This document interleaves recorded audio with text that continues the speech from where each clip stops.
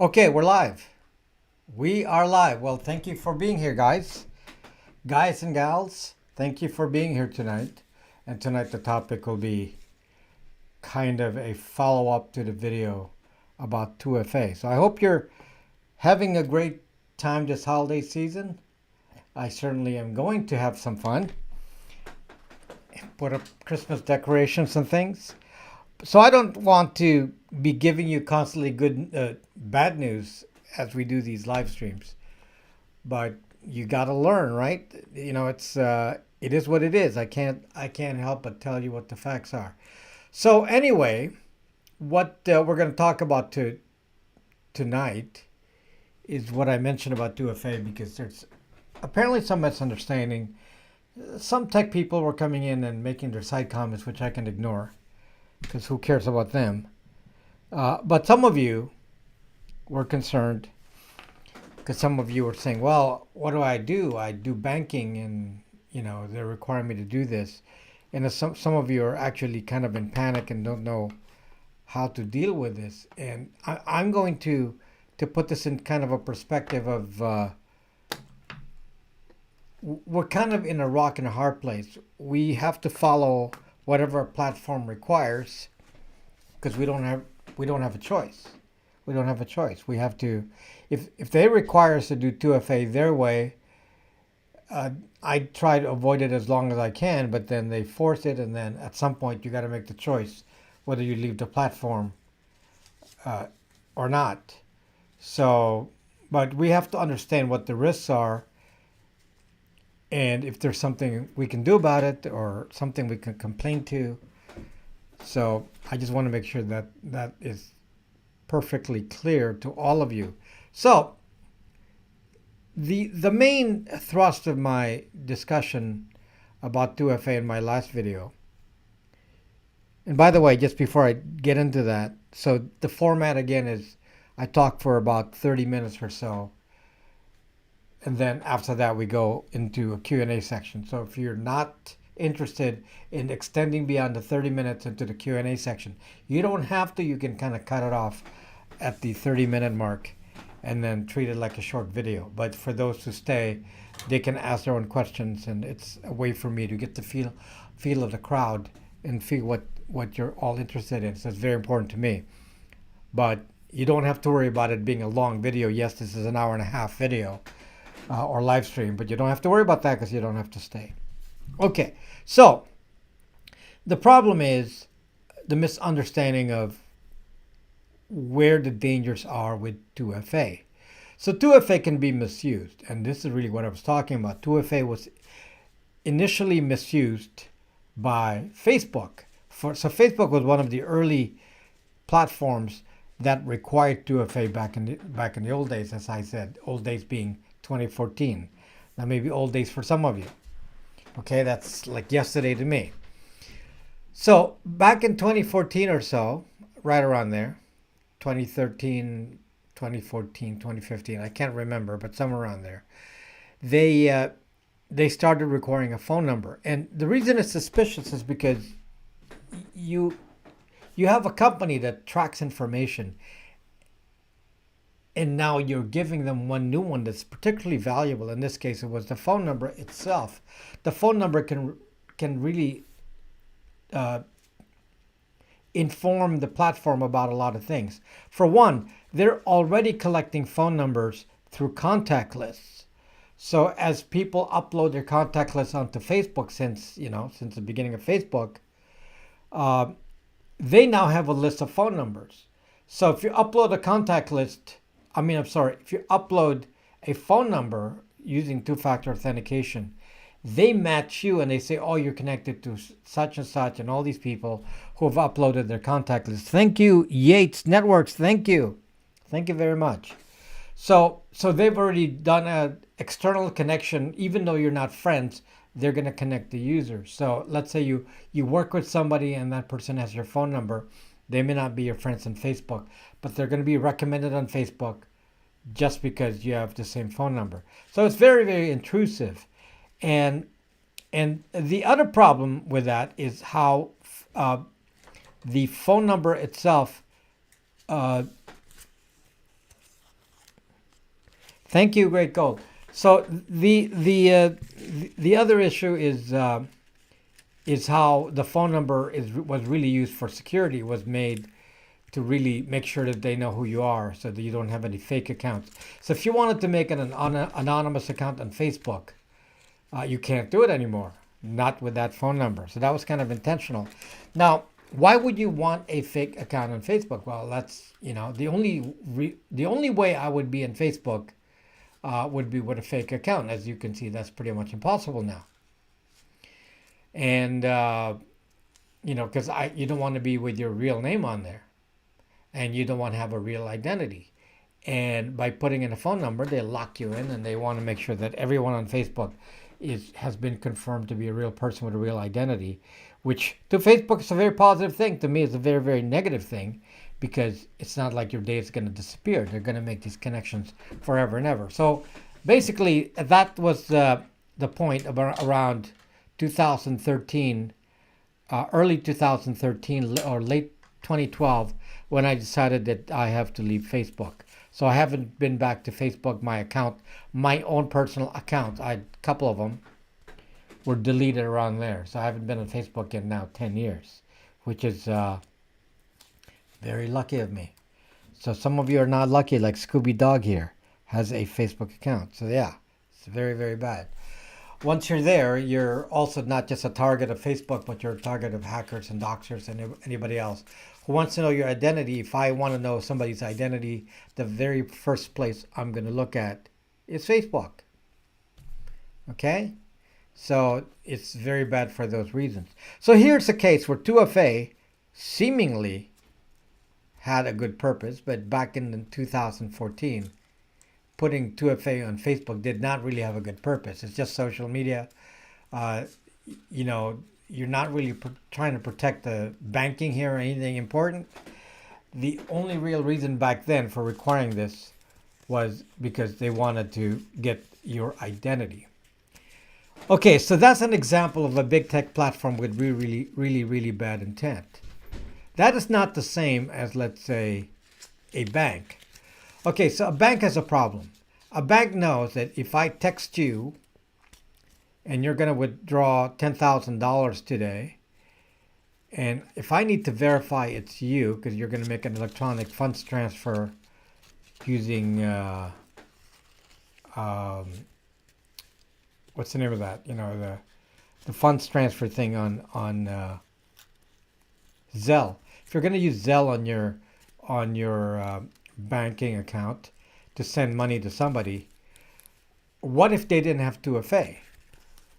So if they didn't have 2FA, then there's a risk that a hacker might have intercepted your text, and especially if they know you're rich and you have large amounts of money that you transfer, that can be easily done with somebody motivated using the SS7 attack.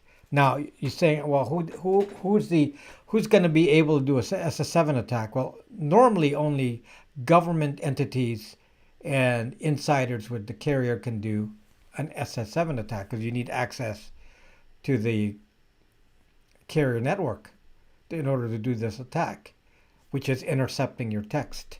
So it's not a common problem. It's not a problem that you would expect for the average user. It's not that kind of issue. But if you're known to be like Jeff Bezos or somebody important, and you're doing transfers, somebody might say, well, I'm going to pay somebody in the carrier to give me the login so I can log into the system and access the SS7 information. And if I pay the guy a lot of money, then he probably will give me access. That kind of theory. So since that is possible, it's always been possible. And Kevin Mitnick used to do this all the time. Kevin Mitnick is a well-known hacker, wrote a book about his hacking endeavors and how he would change IMEIs and IMSIs and basically walk into the phone company and do his fake transmissions from the actual phone carrier switching station back in the day. But anyway, doing the kind of hacking that requires SS7, it's of course something that is possible when you're starting to deal with a target that has a lot of money, so that becomes worth it. For the average person, it's not really that big of a deal because who's going to attack you? You have to have a lot of resources to do an SS7 attack. Like, I don't have access to SS7. I can't do an SS7 attack on somebody because you need to have insider info. They kind of added more passwords over the years. It was, I think, a lot easier to do SS7 back then than it is now, because they were like trying to lock it down, since anyone who has access to the carrier network with the SS7 could in fact intercept all texts, fake a text, and basically listen into phone conversations. They can't do that right now. That's limited to those with government access if you're not working for the carrier. So that being the main course of attack, then of course, yes, I understand why companies are concerned about 2FA. They want to do a 2FA that's safer, and texting is not 100%. I mean, it's probably pretty good for most of us. If the thing you're texting is not that serious, and it doesn't deal with large amounts of money, then I probably would say that texting is fine. It's not the big deal. Do I really need such high security, for example, for a Twitter account? I'm sure not. It's not that important. Okay? So what happened recently with Google, and Google really locked down certain accounts, and they're going to implement this with everyone, but right now they started with YouTube creators. And somebody was making comments saying that I'm giving you false information, that I'm faking it, and that my information is false. And don't believe that Zucker who made that comment on the video. The reality is this: I am not telling you all that all 2FA on Google is now the way I describe it. For some of us, meaning the YouTube creators, we are now restricted. They offer only a limited method of 2FA. And in the case of YouTube creators, the only option given to us is to use a Google app and a phone. There are no other options. You cannot use texting. You cannot do anything else. You cannot use a computer. You cannot use a hardware key unless the hardware key is connected to a Google app. Okay, somebody said, no, I just did one. I did one with my YubiKey and it worked fine. It's like, okay. Yeah, my texting also works on my old non-YouTube Google account. Yes. So we're not all in the same place here. Okay, those of us who are Google creators, YouTube creators, are already in this lockdown phase where we don't have a choice. This is going to be where everyone's going to be. That may not be today. Some of you are still allowed to do it the old way, but that's not going to continue because they started locking down YouTube creators. So it's not going to be a surprise when they start locking down everyone else. They're using it as a test method here. And the lockdown to phones means that the only way to get 2FA from the Google side is from a phone. Okay, not texting. They don't care about texting anymore. They don't care about, this is the part that people don't understand. They don't care about the texting anymore. In the new Google Authentication, they don't even consider texting as 2FA. It is not considered 2FA anymore. Texting is just a way to confirm it, just like email. They don't even consider email 2FA anymore, even though it is 2FA in the official sense of being another factor of authentication. But they don't accept it as valid. Google does not accept it as valid forms of authentication. Facebook still accepts it, texting and so on, as valid forms. Google does not. Okay, so Facebook wanted to get the phone number. Google wants to get your phone ID. In fact, you can use a phone, take off the SIM card, and the notifications will still arrive at the phone. And they don't really care that you don't take off the SIM card. It doesn't matter anymore after the first time it's used. All they care about is notification. It could be running on Wi-Fi for all they care, which is what I have now. I'm using the phone running on Wi-Fi, and it's fine. Notifications are running fine, and it's because I have a Google phone for this, and I'm able to do two-factor authentication on it via the app. Now, why is this different? What is different is that because it's an app, they actually do notifications, which means there's a continuous telemetry between the phone and Google, so they can actually track you because they know the IMEI or the identifier of that device. I call it the device fingerprint. Some of you actually misconstrue what I said and actually think you're actually putting a real fingerprint on. It has nothing to do with a real physical fingerprint. A fingerprint is a forensic term, which means you're being tracked by something, and the tracking is done by some signature. If you don't want me to use the word fingerprint, you can use the term signature. Okay, so you cannot do a phone number. You cannot spoof number to a burner phone. You cannot do any of that because they don't care about the phone number anymore. This is the new direction. What they care about, this is Google now, they care only about the hardware. They want you to tie yourself to a device, and they will, as long as you register that device is your ID. So you're going to walk around with an ID. In my case, it's another phone. I have another phone that I don't use. And that is it's not my daily driver. It's a Google. It's not the Google. It is Google. That's what I use. And that's what I walk around. That's not what I walk around with. That's turned off.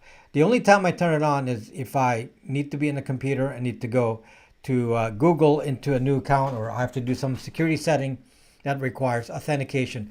Then I turn it on, which is no more than once every couple of weeks, unless I'm doing a video, in which case, then, doing video on authentication, so I had to do it more this week. But generally speaking, you don't. Okay, so now don't get what I'm talking about confused with your bank doing 2FA. Please don't get confused with that. I am not telling you that your bank should not use 2FA or that you should not use 2FA with a phone number with anyone. That is not what I'm trying to tell you. This is apparently not clear. That is not what I'm trying to tell you. What I'm trying to tell you is that there are bad players, and I can't do anything about this. This is not something that I have any influence over or can tell you what the solution is. There is none. While you use a platform, like in my case, YouTube, while you use a platform, you are stuck with their law. Their law is, just like in Los Angeles, the law is to show your vaccination card to eat at a restaurant. The law at Google is that if you are going to be on YouTube, then we want a phone. Not a phone number, a phone. With a fixed hardware ID on the phone that they can say it's in your possession, and as long as you hold it, then it must be you. Okay? It's saying you're coming from a fixed device, and that device is always with you, and they want all of your accounts to be tied to this device. This is the Google way. Okay? They don't give you an option to go use a browser, use the hardware key, use TOTP, which is the Authy app or Google Authenticator app, or use YubiKey. They don't offer that option unless you do a Google app. Now, some of you are going to think, no, I can do it. Stop. Stop. You're not talking as a YouTube creator. We're in stage 2. Maybe you're in stage 1 of the Google stuff.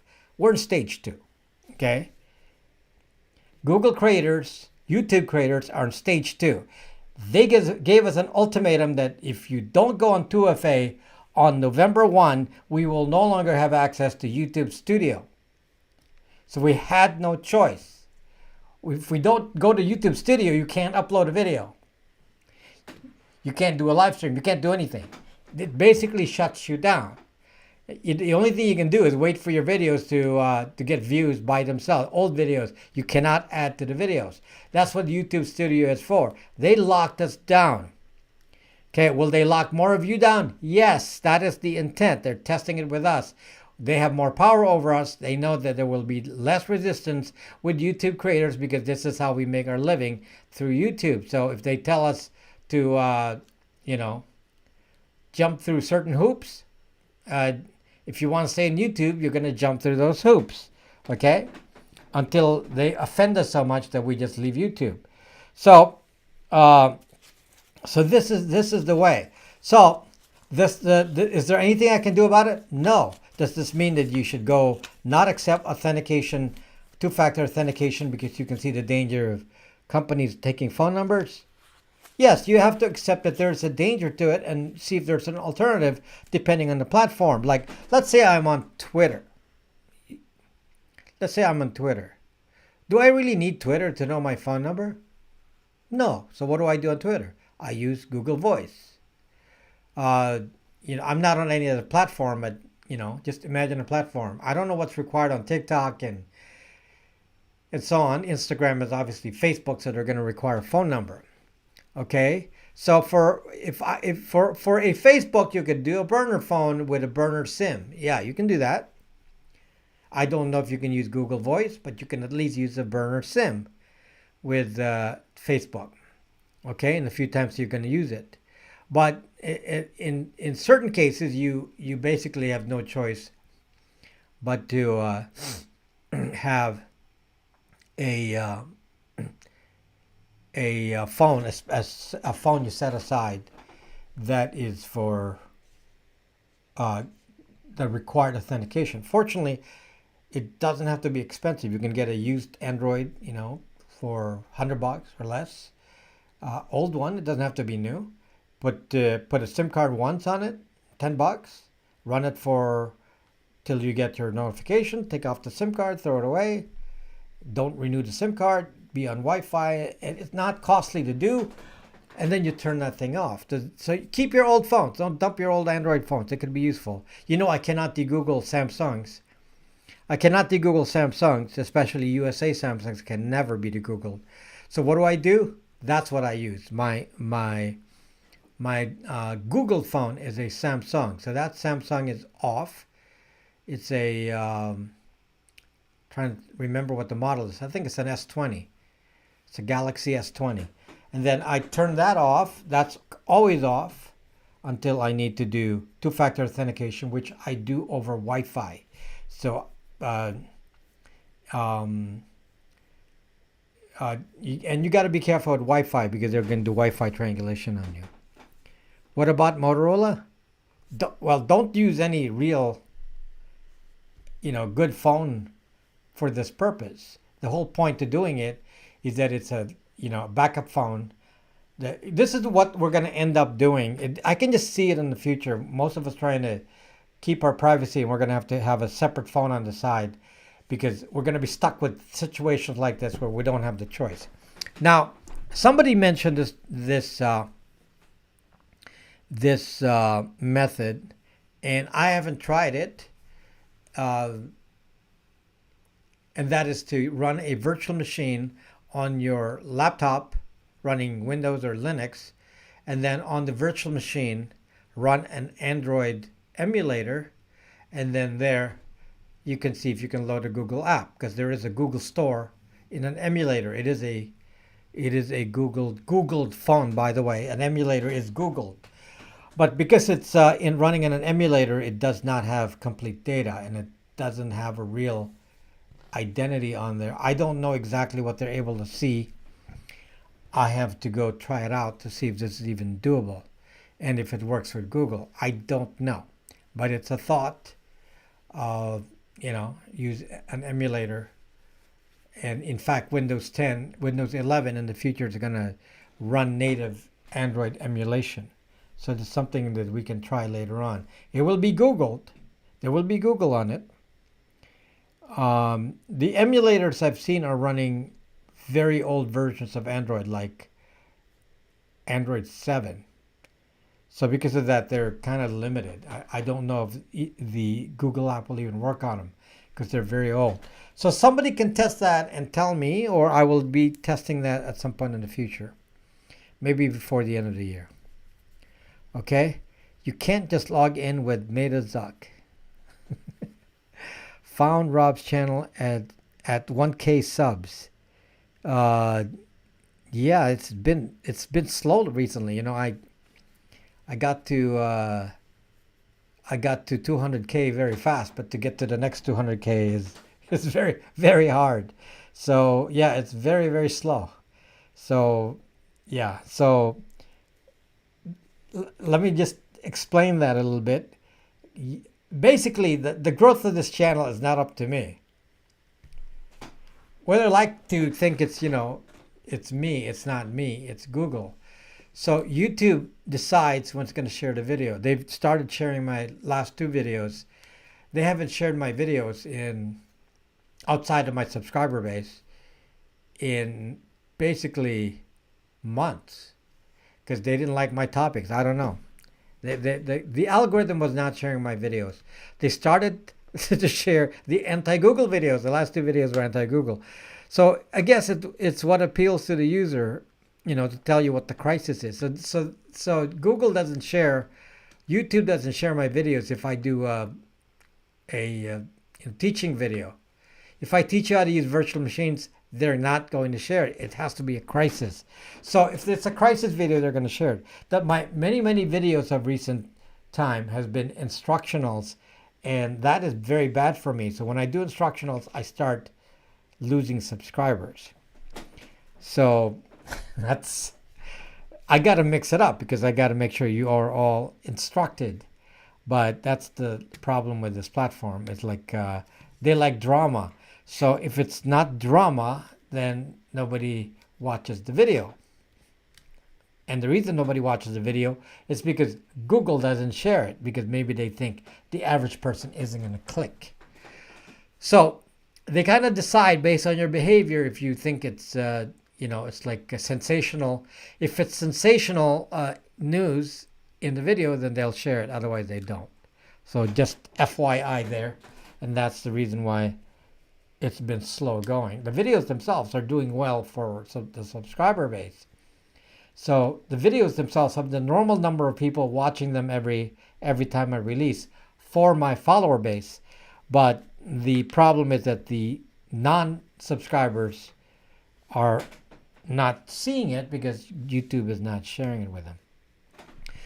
Okay, so before I go on, we're going to go into the Q&A section here. Then you can ask me questions. But before we do that, let me just tell you that this video, this live stream, all my live streams so far for the last year and a half have all been sponsored by Linode. I'm a very big user of Linode. I've actually moved I have very little left on Amazon AWS. I moved everything to Linode. And why? Because Linode actually is so much cheaper. Most of my stuff has left Amazon AWS and it's on Linode, and yet my bill at AWS is still as high as Linode, and 90% of my stuff is already on Linode. So it is very expensive. Linode is not expensive. If you go to linode.com/Rob Braxman, they'll give you $100 credit, which you can apply for the first 2 months. And what is Linode for?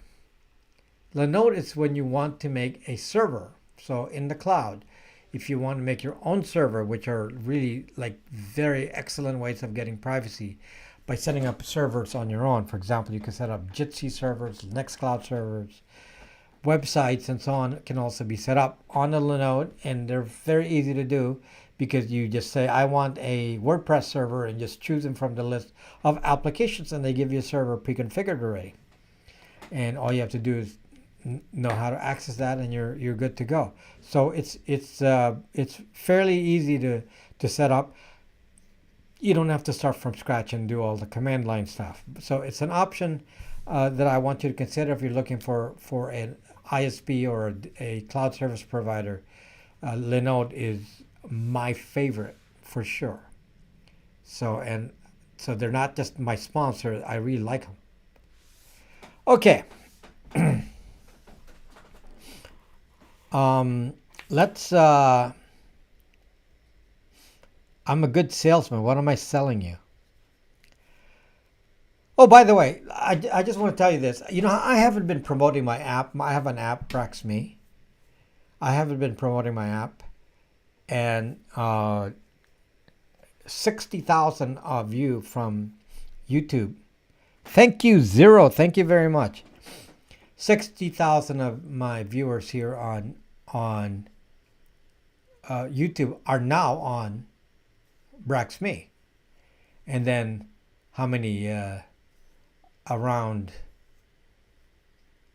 a good number of you are also on, I think 69,000 of you are on Odyssey. So so that's good. It's so I have 350,000 subscribers, so So a good amount of you, 1/6 of you, are on both platforms. So if you want to get some privacy, consider some of these things that I'm offering you. One of them is BraxMe. BraxMe is actually a social media platform that doesn't require an identity from you. It doesn't even require a phone number or email. It doesn't require any of that. You can actually even go join BraxMe and use two-factor authentication using TOTP, using Authy app, for example. So if you forget your password, you just use your Authy app, and you'll be able to log in from Authy without having to worry about giving me your phone number or your email. So it's very safe for you because it protects your identity, A, and second, it's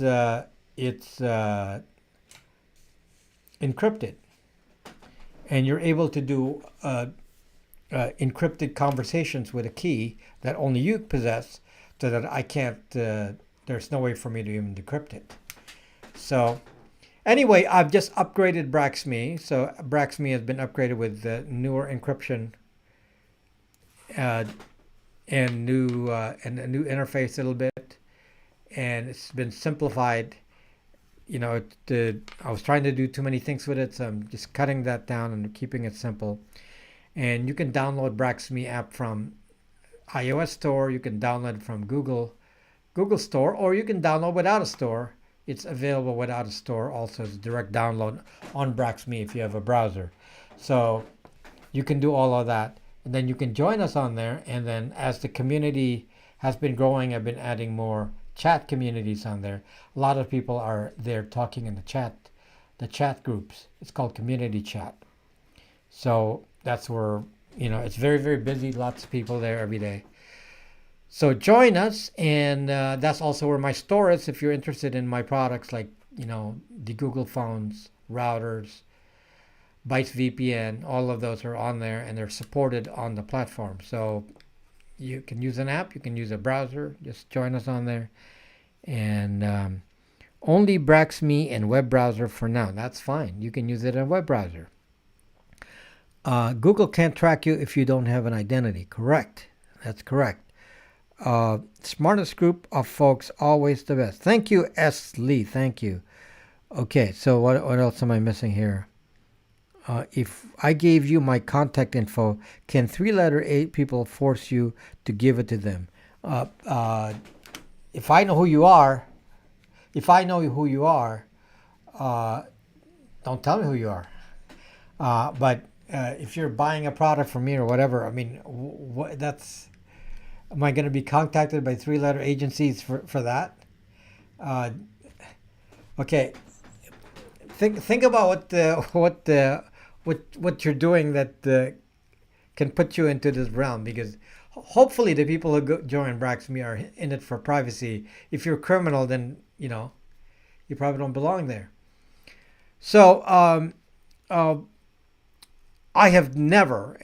So I'll give you a canary kind of message here that you can ask me, and if I don't respond in the future, if you ask me the canary question and I don't respond, you can assume that there's a reason I can't respond. So at the moment, I can say that in the history of BraxMe, in the history of my products, the VPN, my BraxMail service, and all that, in all of my products that I've offered since the beginning of time here on this platform, I have not ever received a request from any government entity of any sort about any client.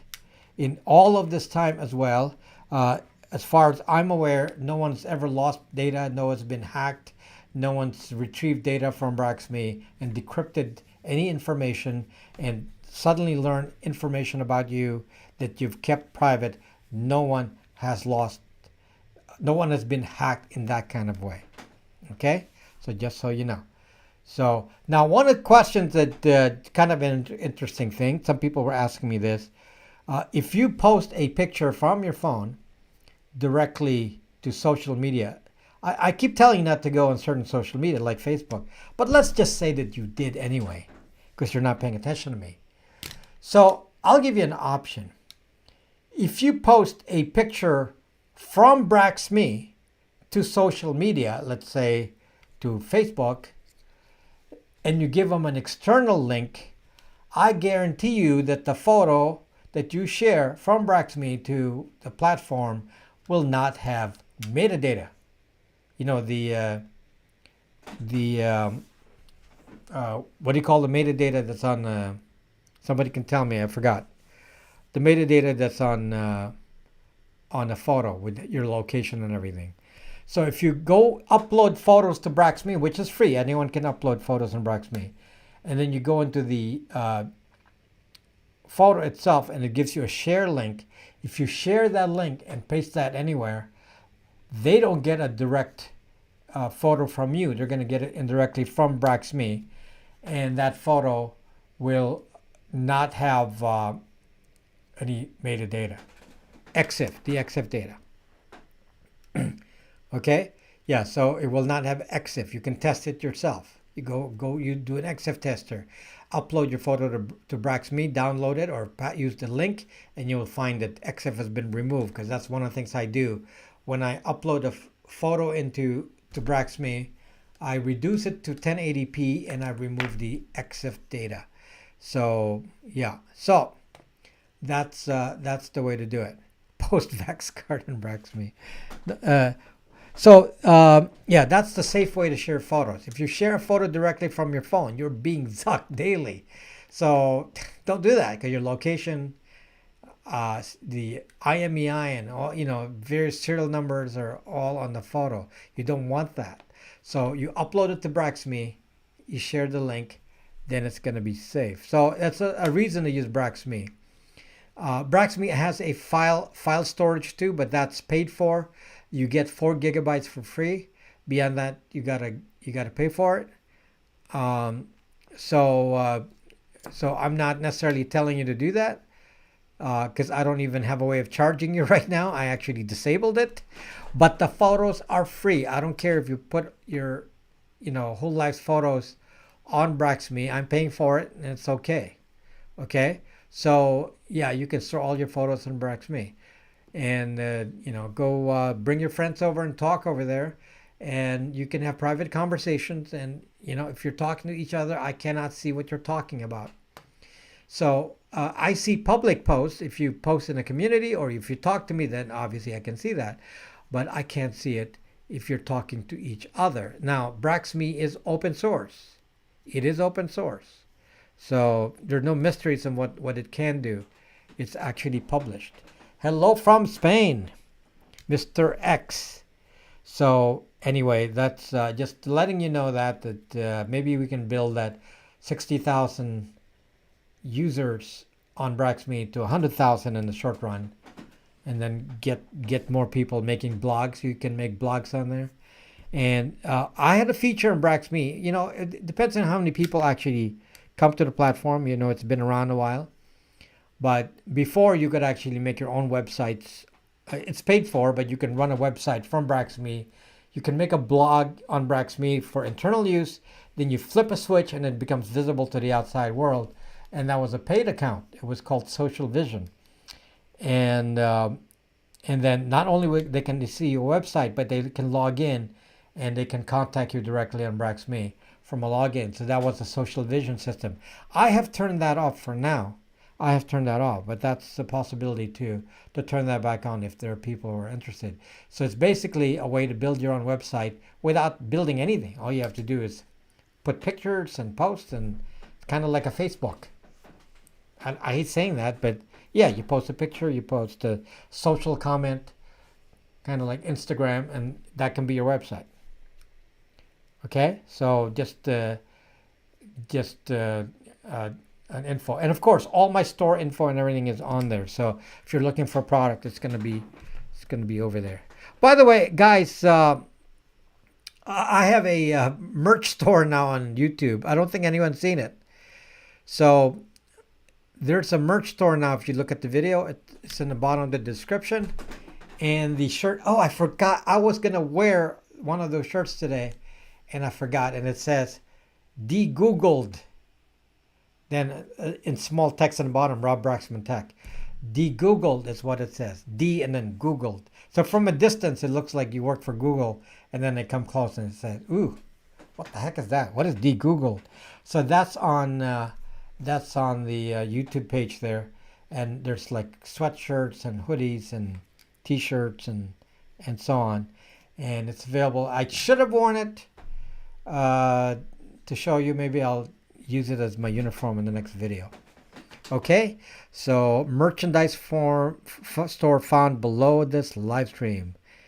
So thank you. So if you don't like the design, let me know and maybe offer a better design. It's just what I can come up with, and simple. I don't want to make the message too complicated. It can't be like I had the old message was Zuckbook or what the Zuck or one of those phrases that I used to use. The problem is people didn't want to wear them because they thought you were swearing. So de-Googled is kind of mild. It says the message, but it's quiet. It's a quiet way. So why don't you give them as gifts to your friends? Maybe you can convince them to get a de-Googled phone. You can get them to get a de-Googled phone. Yeah, what the Zuck? Make a logo? There's been, Braxme has a logo. You gave the idea. It's not, you didn't give the idea. Thank you for telling me to do it though. I guess you may have been one of the ones that have been pushing me. But YouTube has been telling me to do it for a long time, and I just couldn't figure out a nice headline. So you don't see the designs? It's on the YouTube video. It's on all the YouTube videos. It's on the description. I don't give a zuck. That's what you want? I'm getting a de-Googled shirt. So you can get shirts, hoodies. We need to pass a message, and I don't know what better way. I think I make like $10 on a shirt. So if you get one, you're donating $10 at a cause. So thank you. It's not a big deal, of course, but but I really, really appreciate it. Really, really appreciate it. What are your thoughts on eFoundation? If you're in the EU, it's an option. You should, consider getting a de-Google form from eFoundation. They sell only Samsungs though, but if you're in the EU, there could be a choice. They sell Samsung phones and they're kind of expensive. I can't sell. If you're in the US, some places in the EU I can't ship to. For example, I can't ship to Germany, Finland, to name a couple. So in those cases, then you're better off getting from eFoundation. In the US, you're obviously better off getting it from me. It's cheaper, and I have more models. So as far as what we do, it's the same. eFoundation is just the same. It's Lineage OS, relabeled. Oh, I'm considering I'm Canada. You can buy directly from me. I have a new option here coming early in 2022, and that is a phone model.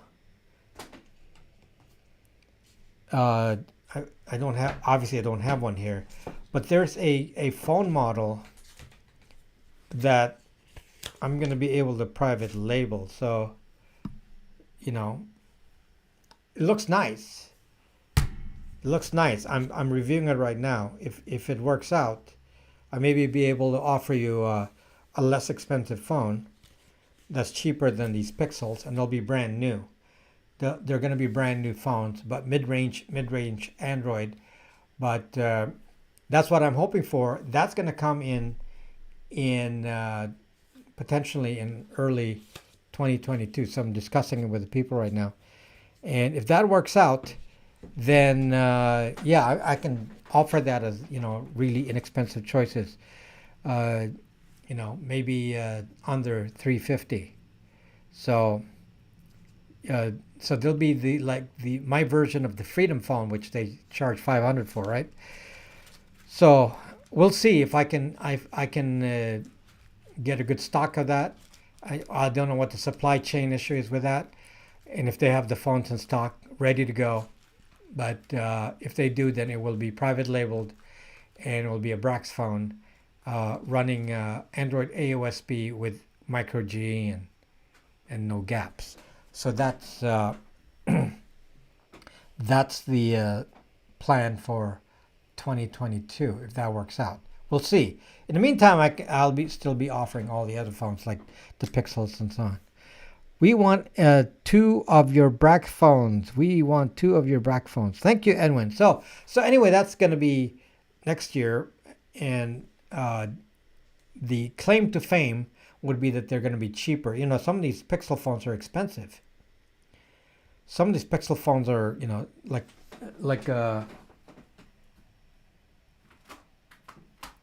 here. What's this? So this is a Pixel 4a. This is $700.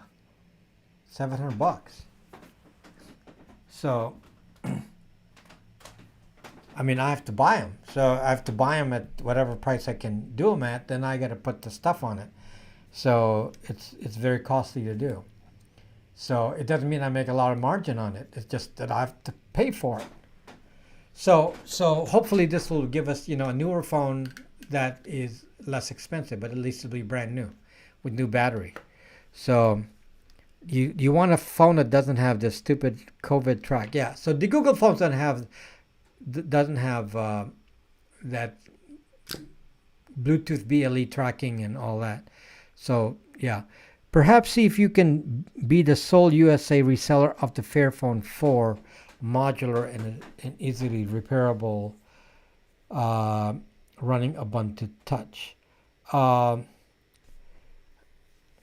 Yeah, you see the Fairphone is a EU phone. It's not one of these EU models.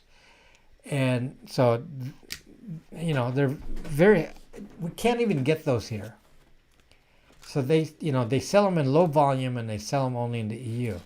So same with the Sony ones from what's the name of that? Sailfish OS is also sold only in the EU.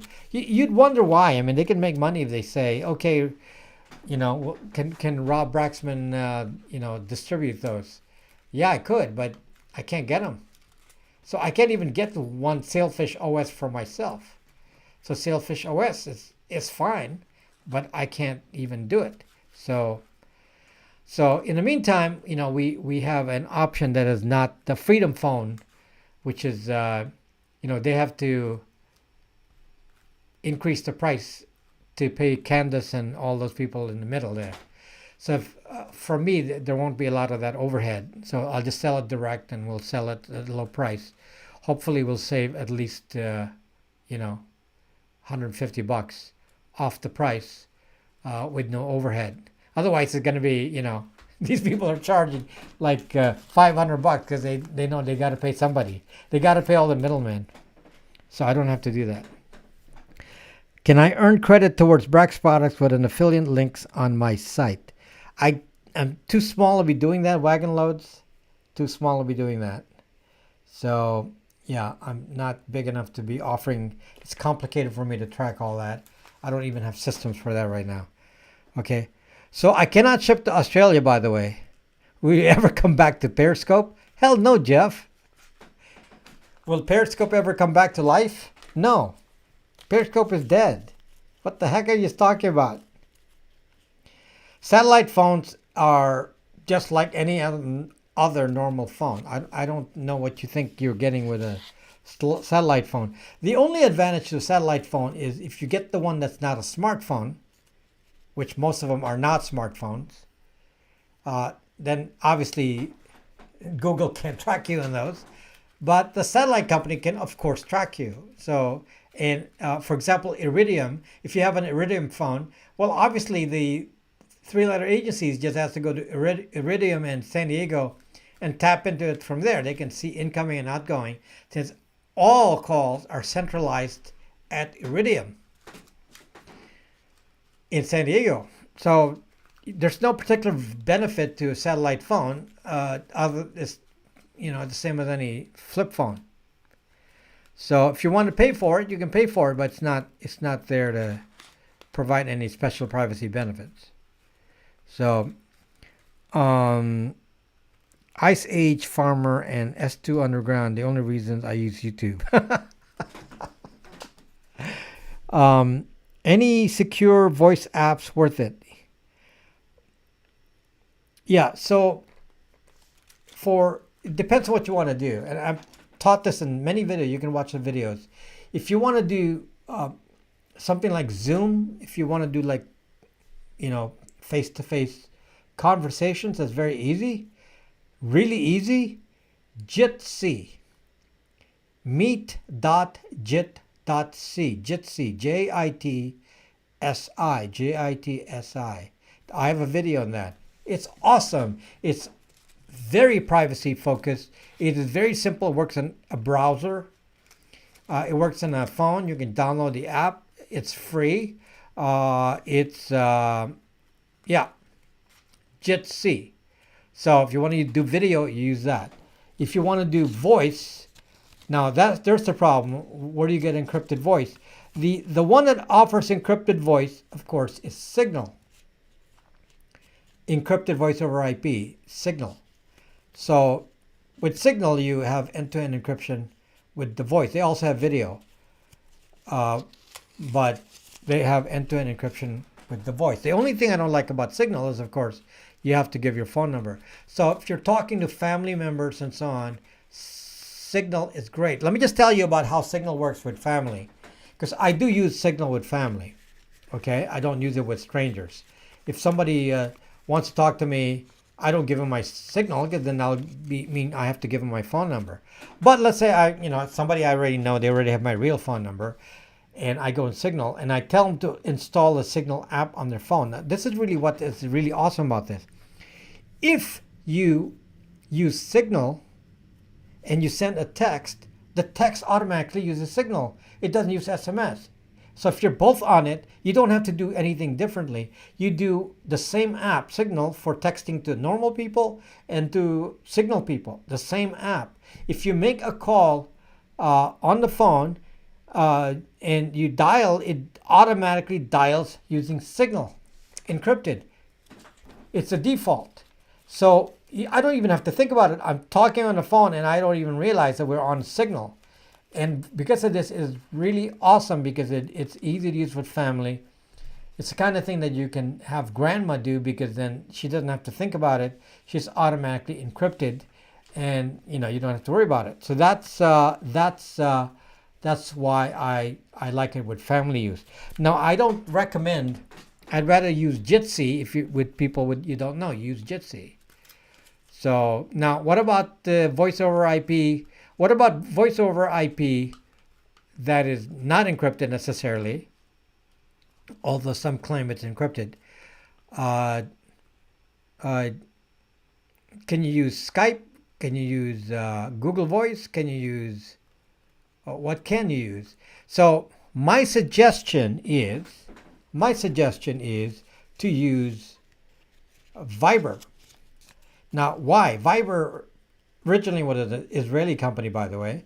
They was purchased. I think the owner right now is in the Netherlands. I tried to remember where the owner is and where it's operating from. It's operating in the EU. Trying to remember if it's operating in Switzerland. I know. There's a connection with the Netherlands, and I got to look it up again. Okay. Now, why Viber? Because Viber is situated elsewhere, then it is not subject to the CALIA law, the Communication Act for Law Enforcement, the Communications Assistance for Law Enforcement Act, enacted during Clinton's time, which allows law enforcement to tap every voice over IP and live line. So if you're talking on the phone, the government can tap that. If you're talking on voice over IP in the US with a US carrier, they can tap that. But since Viber is not in the US, they can't be forced to do CALIA. If they do CALIA on the side, I don't know, but at least it wouldn't be something that they would be forced to do otherwise. Yeah, they could be working with, 3-letter agencies on the side. I don't know about that. So yeah, so that's Viber. Are they encrypted from you to Viber? Of course, Viber can listen to any conversation. Add Viber. Is that encrypted from here to there? They claim it is, and I don't have a way of verifying that. They claim it is, but of course, at the Viber end, they can listen to you just like any other voice over IP.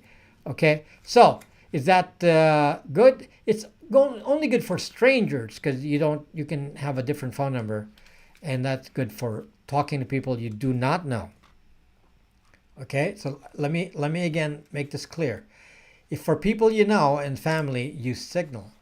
For people that you don't know and you want to do video, use Jitsi. Signal, by the way, does texting, video, and voice. So Signal handles everything for the family. So for people you don't know that you want to do a Zoom meeting with, don't use Zoom, use Jitsi. For people that you don't know but you want to have them call you on Viber. Pay for an account, pay for phone line, and use Viber. Again, the only reason it's not subject to CALIA. Beyond that, there's no other special protection. Is Google Fi is nothing. Google Fi, meticulous, is nothing more than T-Mobile. Okay? Just so you understand what it's an MVNO, just like Mint, What's that guy coming up with all this Mint ads? I'm the Mint owner. What's his name? You know what I'm talking about. So anyway, so Mint. So Google Fi is just an MVNO, just like Mint. Okay. The people from Secure contacted me. Ryan Reynolds, yes. The people from Secure contacted me. I don't really have any special opinion yet. I don't know how it compares to, let's say, Session.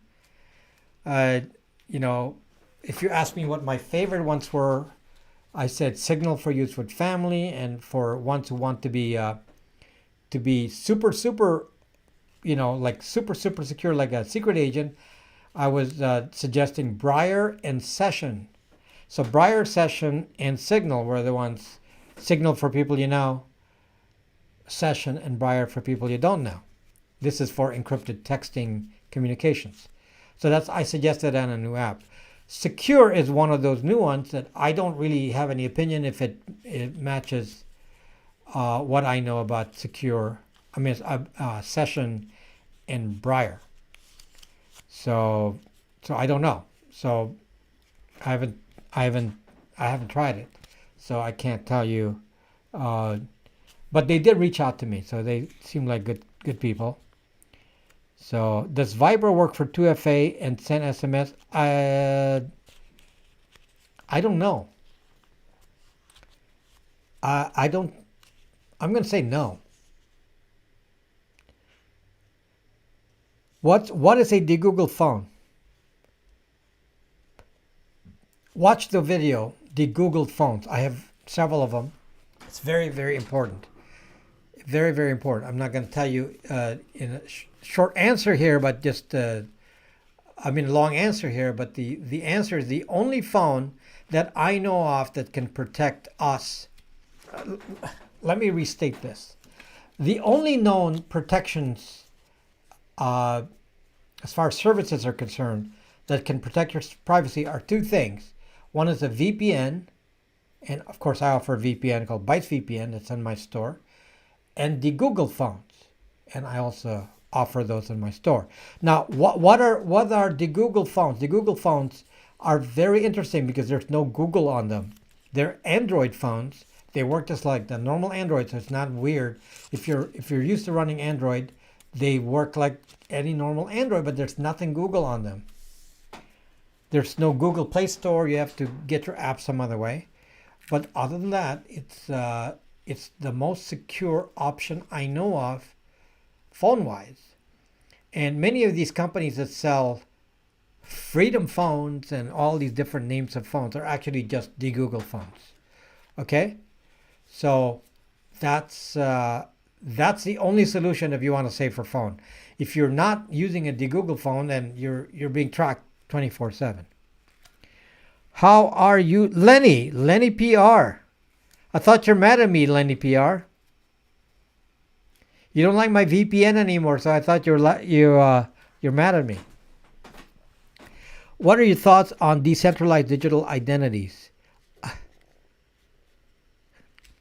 I don't know how you implement decentralized digital identities. I don't know what that means precisely.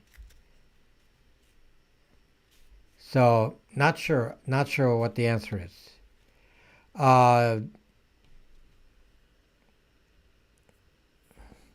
Snicket. Okay, how much will it cost for you to make a custom de-Google phone?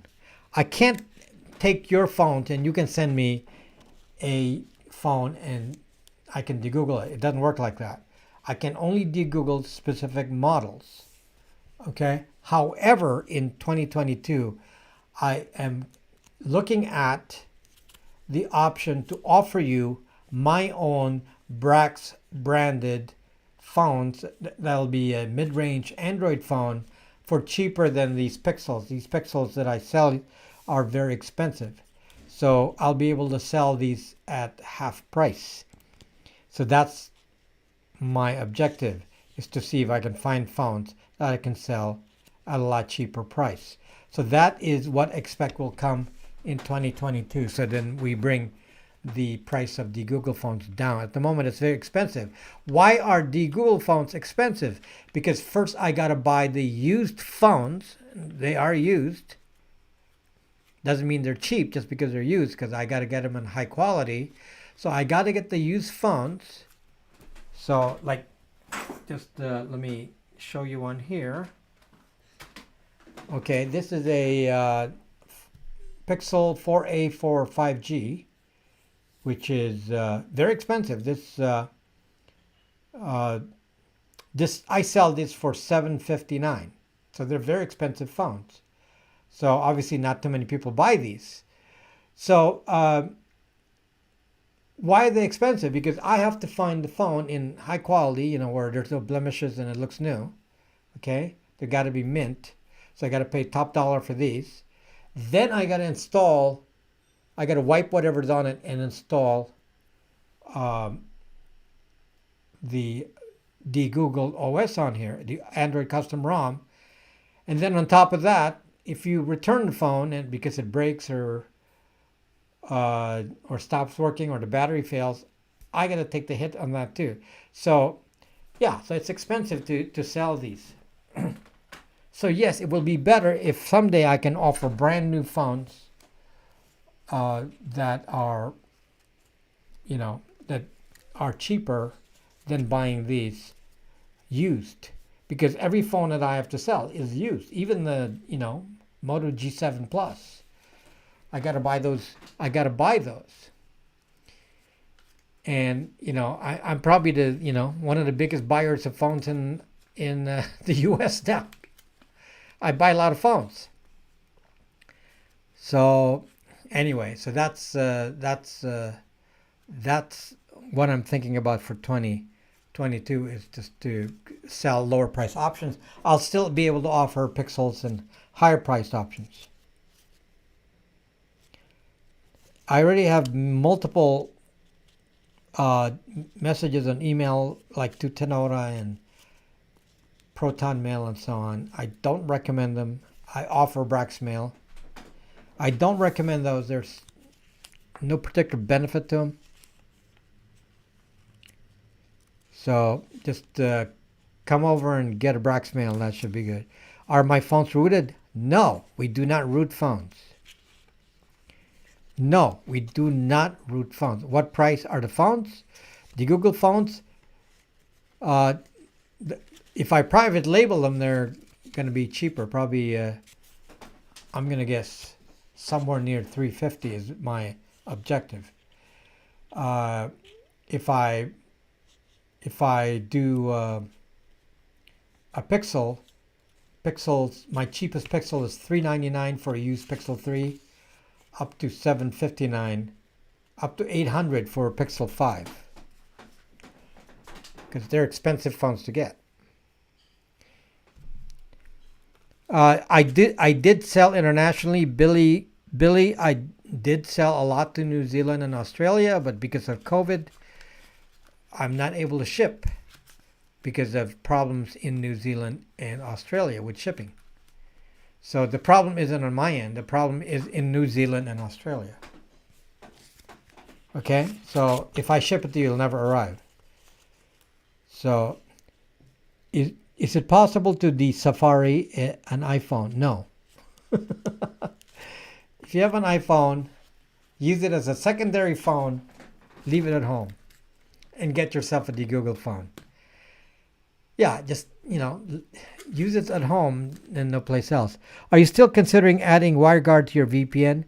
Jason, when there's economic benefit for that, yes, we can do that. At the moment, I don't have that going, and not sure it's justifiable at the moment. I don't know. I'll have to see, because I could start off with a few WireGuard servers, but they have to be separate from OpenVPN servers. So that means extra servers, and I don't know what the real benefit is. Somebody says it's faster, but it's not really true. It's, maybe a little faster, but some people were saying it's 200% faster. No, it is not. It is not. So what's the big benefit? It's something that we have to look and see. I'll have to test one.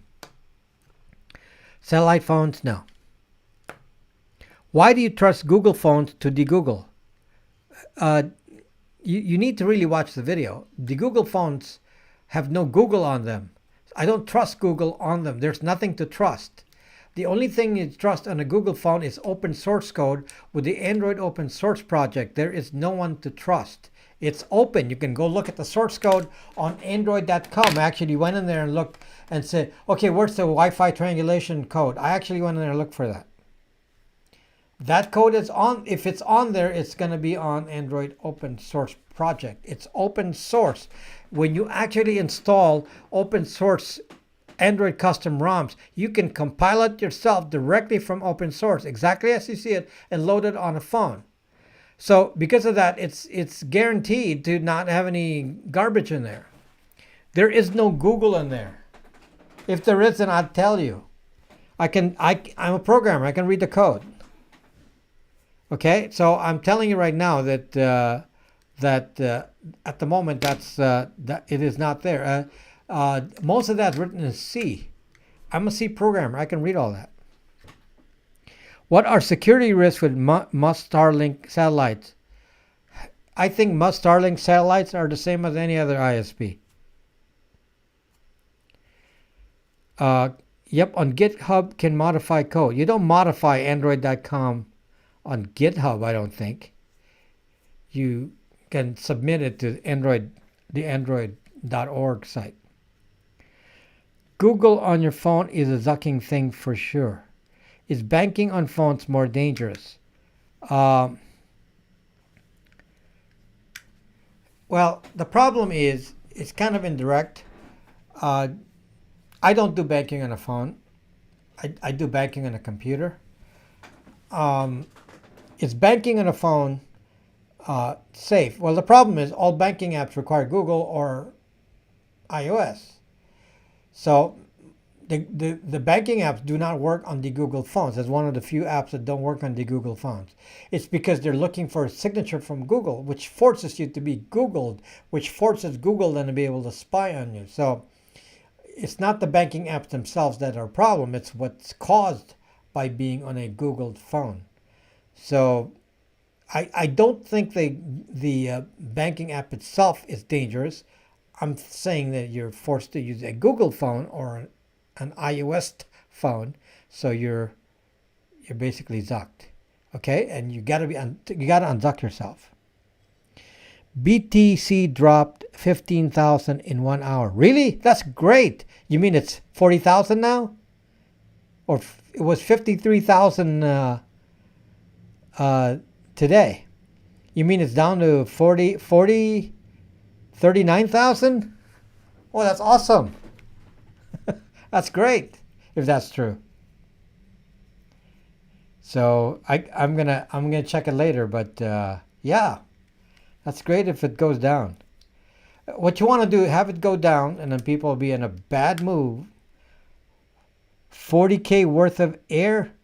It's now 40K. It's 49. Ah, that's still high. 49. That's still high. That's still high. That's nothing. That doesn't, If I'm not gonna go buy at 49. Come on, 30.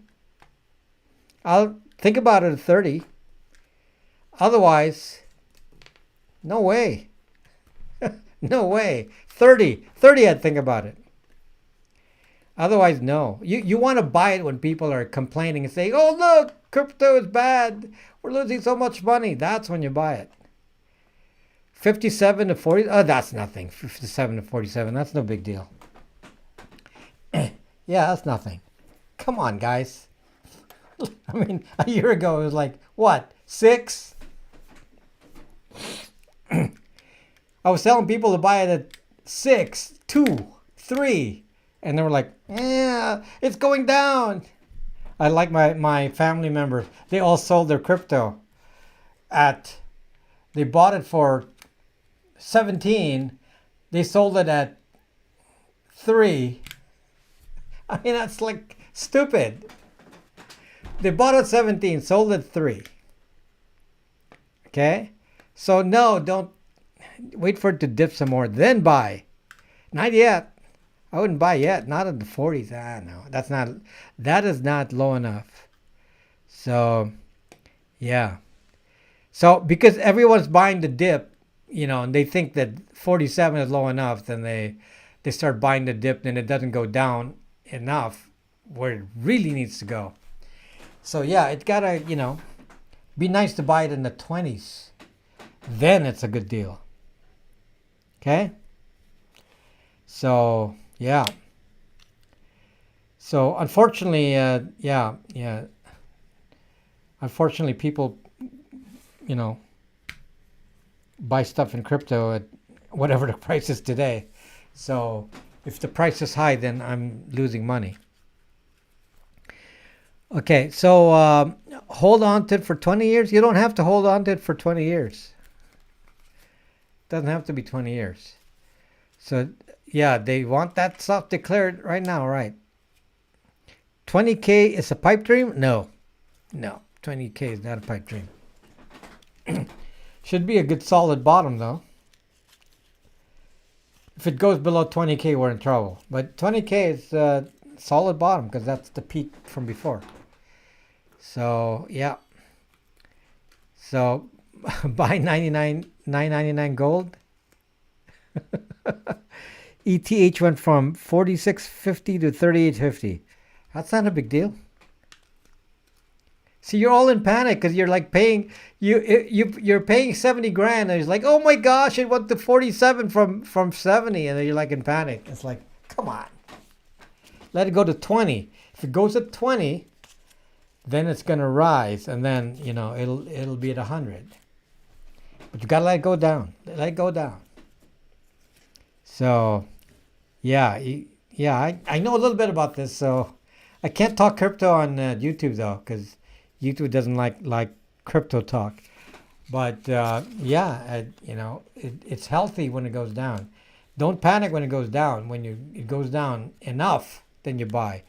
If you don't want to risk it, you buy small. If you think you can handle 40, buy a little bit of 40. But I think you're going to lose half your money. So, yeah. Because I'm thinking 20. Should go 20. You paid 2K for your Bitcoin. I I was doing YouTube videos. I'm sorry, Periscope videos of Bitcoin. I was trying to teach people how to do Bitcoin when it was at 300. So, so I was doing that on Bitcoin at the time. That's how many years ago now? 300 back then. At the present moment time, did you expand the servers then in the past? Lenny PR, we have tons of servers. My VPN servers, there's a lot of VPN servers. There's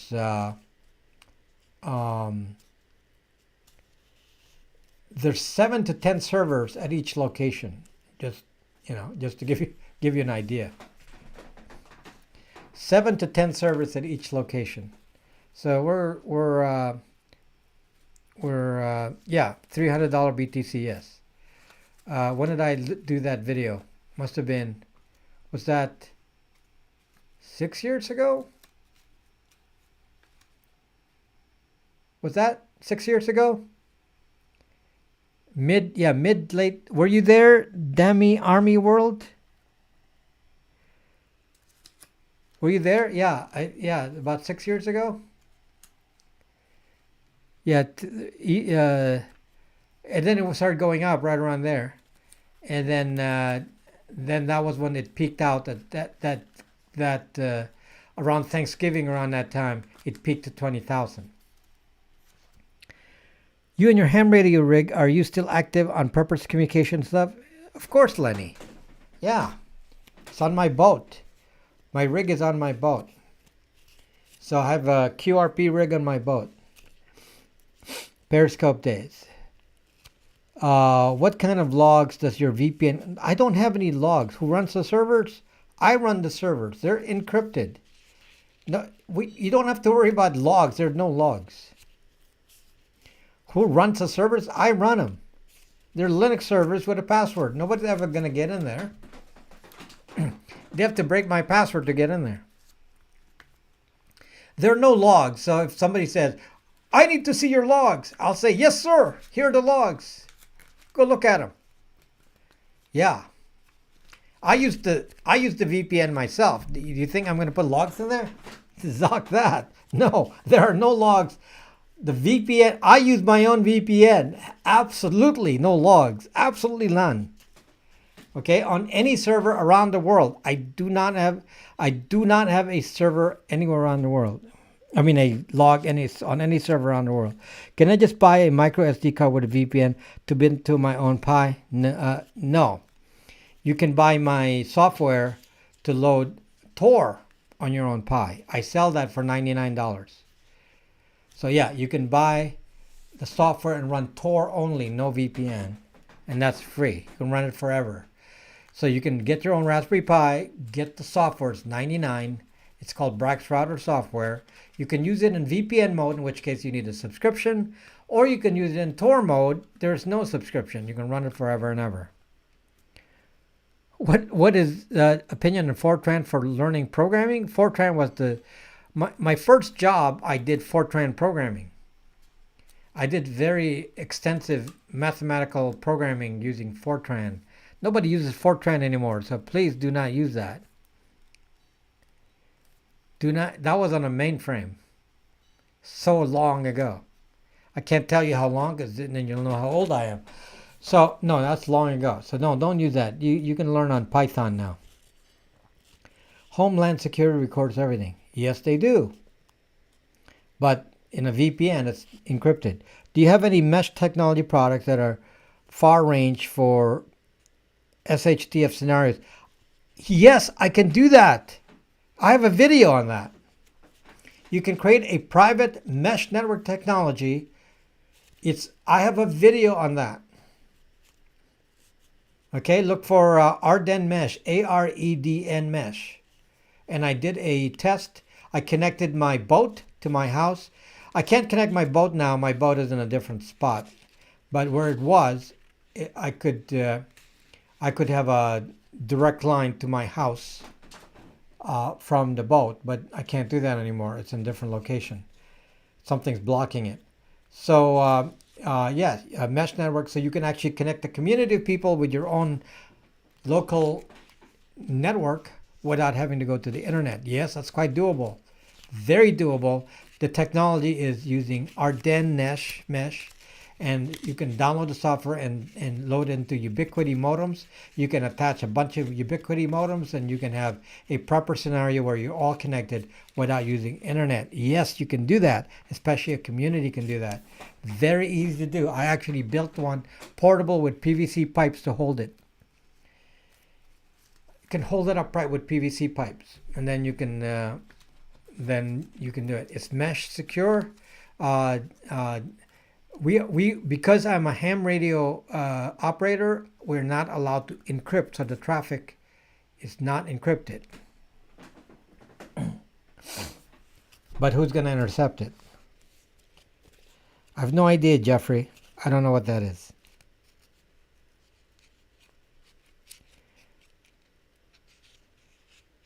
Hold my pipe. When will you sell de-Googled Pixel 6 Pro? Typically, the newer models become available around, the Googling models become available around like August or so, July, August. So if you wait by then, I don't know about the Pixel 6 because the Pixel 6 uses a Google chip, not a regular ARM chip. So I don't know if there's going to be any problem with that. So I can't tell you on that specific model, but generally all new Pixels are de-Googled around August or so, before the new model comes up.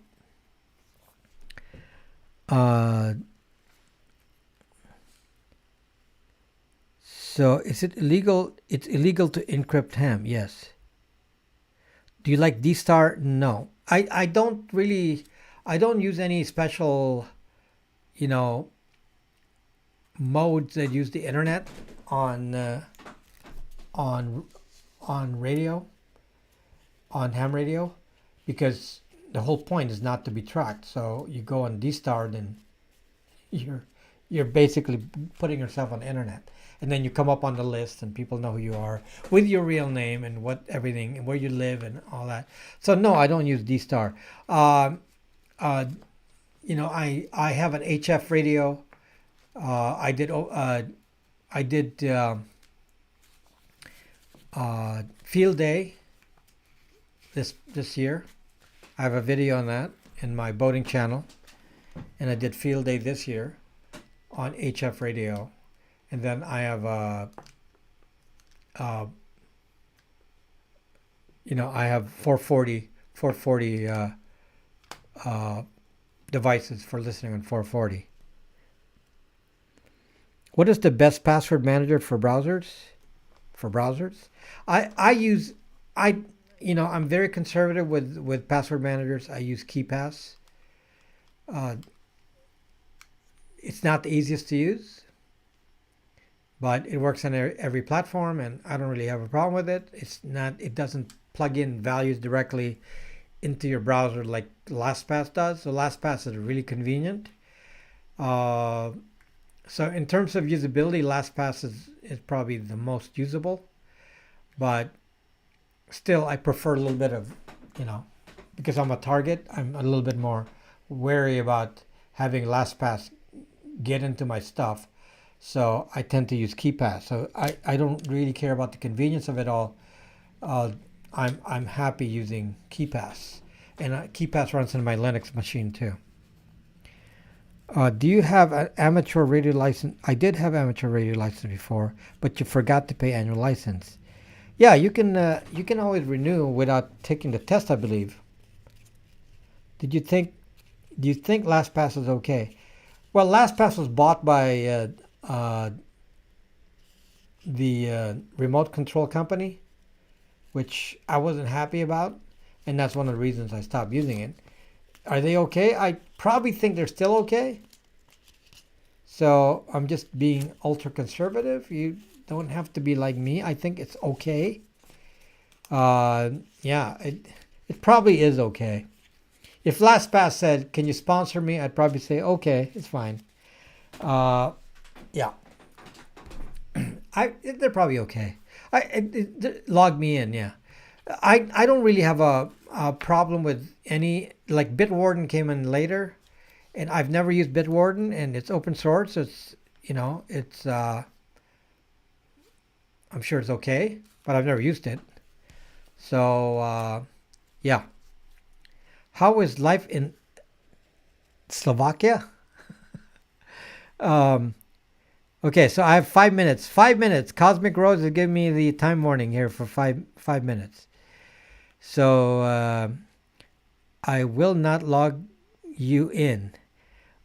Are locally saved passwords in Chrome safe? No. Hell no. Do not use logins in browsers. Do you want somebody to use your computer and log in? No. Why would you want to do that? Do not use browser logins. I disable that. Is Linux Mint good for OS for a beginner? I don't like the icons, otherwise it's really good, Linux Mint. But for a beginner, I would suggest Zorin or Pop OS. I'm using Pop OS right now. I used to use Ubuntu. Ubuntu. People are like saying that I should pronounce it like they do in South Africa and call it Ubuntu because I've been saying Ubuntu. Okay, Ubuntu. But then this guy went on YouTube and said, people are not pronouncing Ubuntu correctly. It's Ubuntu. Just like you say aluminium. He lost me there. Okay? Because I'm not going to go around and say aluminium. Sorry. Okay? Aluminium foil? No. We're in America here. We don't say aluminium. Sorry. Okay? Do I say boot too? Lorry? Come on. Okay? So no, I'm not going to say aluminium. I can say Ubuntu, but I'm not going to say aluminium. Okay? Can you de-Google it? Sony? No. Keeper okay to use? Like I said, I think most of the password managers are all okay there, especially if they're open source. I think they're all okay. It's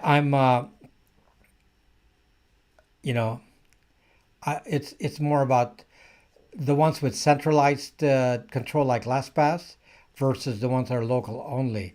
So KeePass is what I use. It's local only, so there's no chance of it being absconded by some other company. So anyway, so use anything you want. I'm not particular there. So what's your view about Bitwarden? Like I said, Bitwarden is open source, probably good. I've never used it. I don't know about the look and feel or any of that. I'm using the old-fashioned KeePass, not the easiest to use, but it works. It works on any platform. There are many clones to it, so it's it's available everywhere. So that's what I use. You don't have to use what I use. Okay? So, yeah. I can't. The reason I don't do Sony phones is because I can't get a good stock of them. So I don't want to waste time learning something where I can hardly get any stock. I got to get it in volume. If I can't get, how many? If I go eBay and look for Sony Xperias, how many am I going to get? 1, 2? Well, I can't sell that. I gotta buy it in large numbers. Make a video about DARPA. No, that'll. And somebody unsubbed. Every time I do a live stream, I get about 50 unsubs. So at least I know that Cochleat is one of those. Okay, so that's normal. Nothing unusual about that. So yeah. You can definitely unsub if it doesn't relate to you. Anyway, thank you, trips for free. Thank you. Okay, so we're on a regular schedule. I've moved my video release to Wednesday because it seems to get more of a reaction on Wednesday. So we'll see if I can release Wednesday. Bigger gap for live streams, which is on Friday. So that's on a regular schedule. I'll be on live stream next Friday. Okay, guys. So we're come to Braxme. Yes, come to Braxme on my app. Yeah, you can unsubscribe here and join us on Braxme. That's fine too. So yeah, when you have my many number of subscribers, I get a huge number of unsubs every given day. Okay, so the app is solid. Thank you, E and B. Thank you. So come over to Braxme. It's running well right now. I did a lot of changes to it recently. So thank you for watching, guys, and I'll see you next time. Bye-bye.